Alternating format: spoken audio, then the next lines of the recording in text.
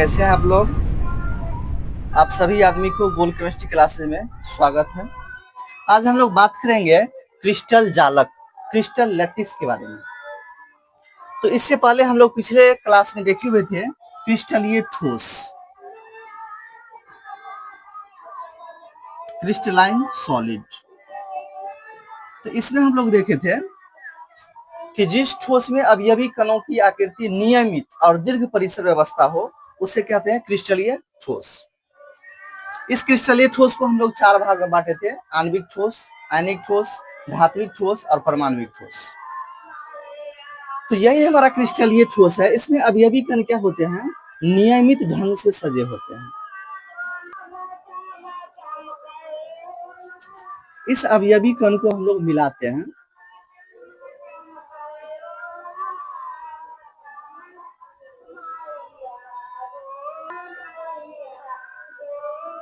तो ये हमारा क्या हो, अवयवी कणों का एक परत तैयार हो गया। इसी तरह से बहुत सारे परत इस पर होता है, क्योंकि हम लोग क्रिस्टलीय ठोस जो देखे हैं उसमें बहुत सारे परत होती है, मोटा होता है। तो इसमें एक और परत जमाते हैं हम लोग।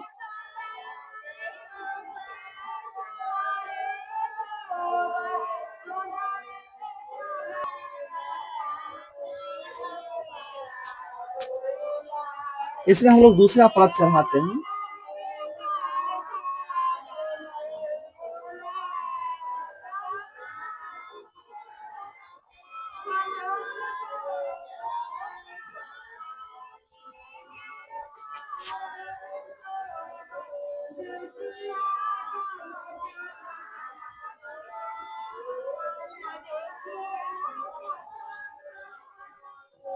आप लोग देखे होंगे मधुमक्खी का छत्ता, देखे हैं क्या आप लोग? हाँ सर, मधुमक्खी का छत्ता तो देखे हुए हैं। तो ये देखिए क्या है कि हमारा क्या हो गया, ये क्रिस्टल का क्या हो गया, जाल बन गया। तो इसी जाल को क्या है, वैज्ञानिक सब क्या दिए, तो जाल को ही बोले जालक। क्या बोले? जालक। और किसका जालक है यह? क्रिस्टल का जालक है। तो इसीलिए इसको हम लोग कहते हैं क्रिस्टल जालक, क्रिस्टल जालक। इंग्लिश में क्या कहते हैं?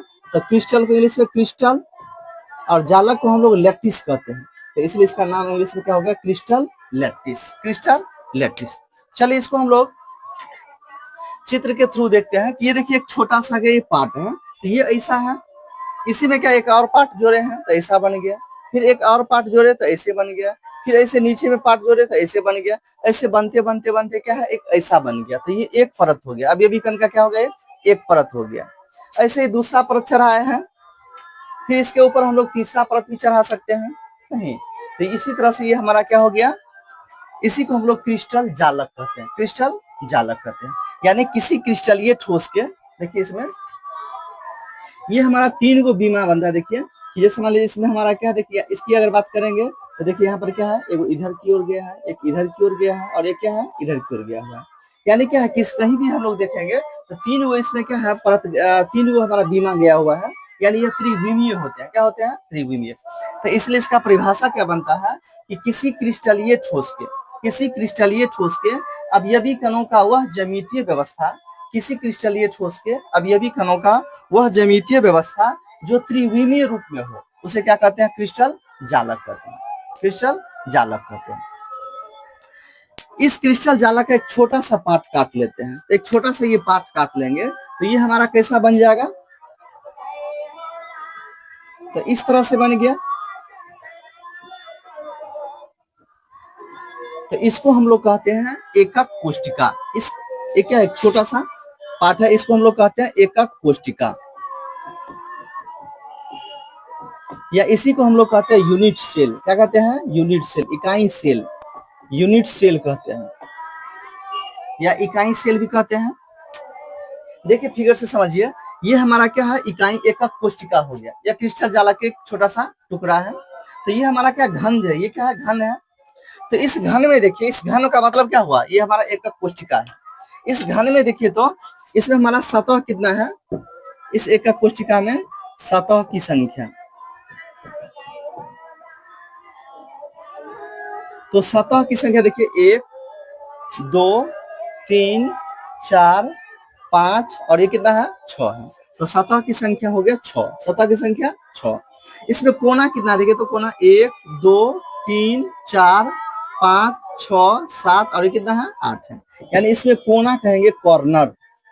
तो कॉर्नर की संख्या कितना हो गया 8 हो गया। वही अगर किनारा की बात करेंगे तो किनारा कितना देखिए तो 1 2 3 4, ये 4 हो गया और 4 इधर तो 8 हो गया। इसके बाद देखिए क्या है 9 हो गया, ये कितना 10 हो गया और ये 11 और ये कितना है 12, यानी इसमें किनारा की संख्या कितना हो गया तो 12 हो गया। किनारा की संख्या कितना तो 12, यानी सतह की संख्या 6 होता है, कॉर्नर की संख्या 8 होता है, किनारा की संख्या 12 होता है। क्या बोले क्रिस्टल जालक के सबसे छोटे भाग को, जिसको बार बार रिपीट करके दोहरा करके हम लोग क्रिस्टल जालक बनाते हैं, उसी को क्या कहते हैं एकक कोष्टिका कहते हैं। क्या कहते हैं एकक कोष्टिका। इस एकक कोष्टिका में सतह की संख्या 6, कॉर्नर की संख्या 8 और किनारा की संख्या कितना होता है 12 होता है। चलिए अब हम लोग इस एकक कोष्टिका के बारे में डिटेल से जानते हैं। से छोटा भाग है जिसको बार बार दोहराने से क्रिस्टल जालक का निर्माण होता है, तो इसे ही हम लोग एकक कोष्टिका या इकाई सेल या यूनिट सेल कहते हैं। इस एकक कोशिका को हम लोग 2 भागों में बांटते हैं। कितने भाग में 2 भाग में। तो पहला हमारा है सरल एकक कोशिका। सरल एकक कोशिका सिंपल क्यूबिक यूनिट सेल या आद्य एकक कोशिका।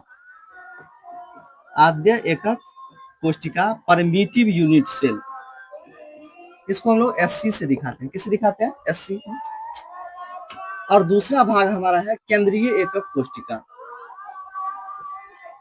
केंद्रीय एकक कोशिका centred cubic unit cell. Centred cubic unit cell, तो इन दोनों के बारे में हम लोग डिटेल से आज जानते हैं।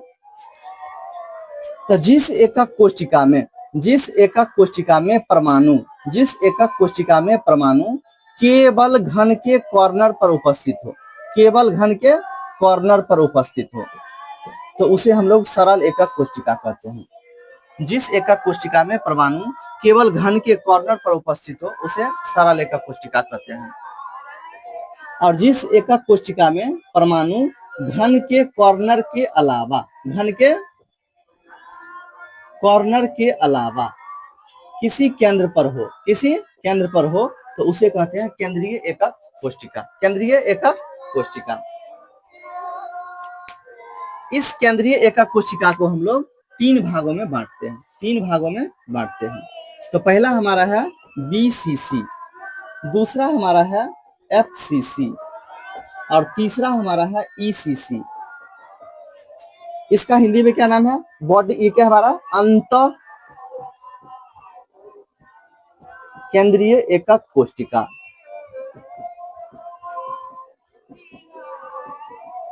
इसका एक और नाम है पिंड केंद्रित एकक कोशिका। पिंड केंद्रित एकक कोशिका, इंग्लिश में क्या कहते हैं body centred cubic unit cell. दूसरा हमारा face centred cubic unit cell, Hindi में इसको हम लोग कहते हैं फलक केंद्रीय एकक कोशिका। फलक केंद्रीय एकक कोशिका। तीसरा हमारा है edge centred cubic unit cell, इसको हम लोग हिंदी में शुद्ध हिंदी में अंतः केंद्रीय एकक कोशिका कहते हैं। चल इसका हम लोग डिटेल से जानते हैं। तो सबसे पहले तो हम लोग घन बना लेंगे।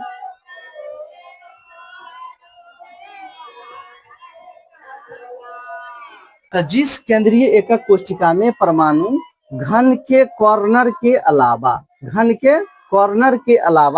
अंतः केंद्र पर हो, बीचों बीच वाला केंद्र पर हो, तो इसको हम लोग कहेंगे अंतः केंद्रीय एकक कोशिका। इसके बाद एफसीसी है, तो जिस केंद्रीय एकक कोशिका में परमाणु घन के कॉर्नर के अलावा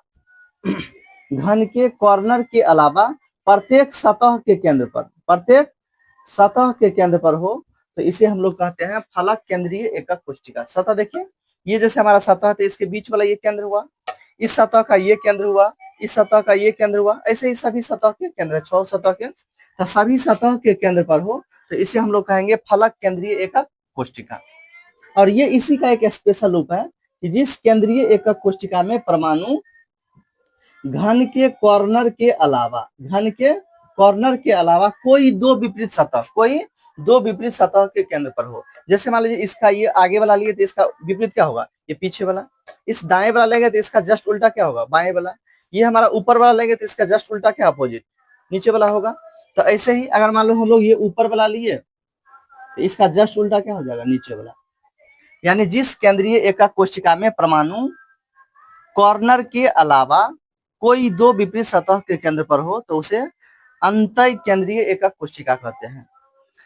जिस केंद्रीय एकक कोशिका में परमाणु घन के कॉर्नर के अलावा प्रत्येक सतह के केंद्र पर हो तो उसे हम लोग कहेंगे फलक केंद्रीय एकक कोशिका।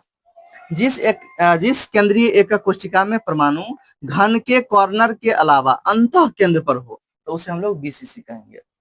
चलिए इसमें हम लोग जेड का मान निकालते हैं। जेड मतलब प्रति एकक कोशिका में परमाणु की संख्या। तो देखिए इस कॉर्नर कितना हमारा क्या, इस कॉर्नर पर हिस्सा कितना होता है।